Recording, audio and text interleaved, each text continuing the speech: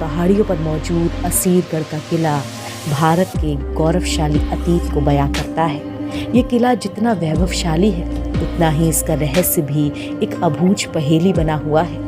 इसी किले में एक तालाब भी है।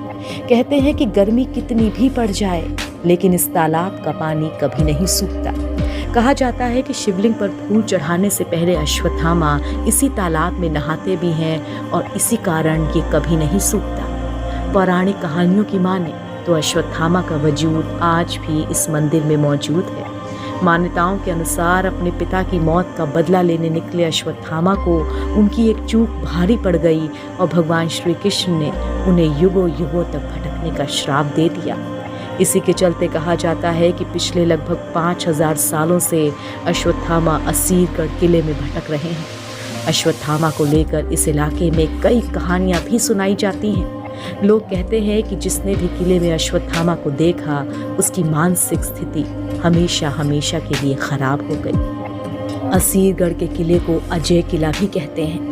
अजय इसलिए क्योंकि आज तक इस किले को कोई भी शासक लड़ के जीत नहीं पाया। ये किला अपने अंदर इतने रहस्यों को समेटे हुए है, वो समय समय पर बाहर निकलते हैं। एएसआई की टीम इस किले का समय समय पर निरीक्षण करती रहती है। पुरातत्व विभाग को इस किले की खुदाई के दौरान जमीन के अंदर एक खूबसूरत महल मिला था। जांच में सामने आया कि ये महल रानी के लिए बनवाया गया था। खुदाई के दौरान रानी महल में 20 गुप्त कमरों का पता चला। इसके अलावा 4 कमरों वाली जेल भी मिली थी। कहा जाता है कि 1375 ईस्वी से पहले इस किले पर अहीर नाम का एक व्यक्ति रहा करता था जिसका पशुपालन का काम था।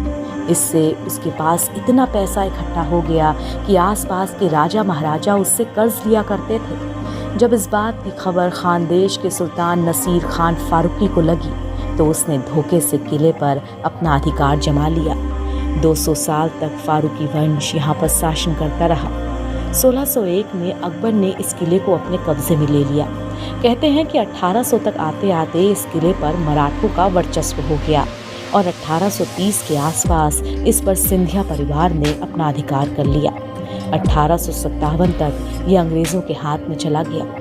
कहा जाता है कि अंग्रेज इसी किले में क्रांतिकारियों को कैद रखते थे और इसी किले में उन्हें फांसी दी जाती थी।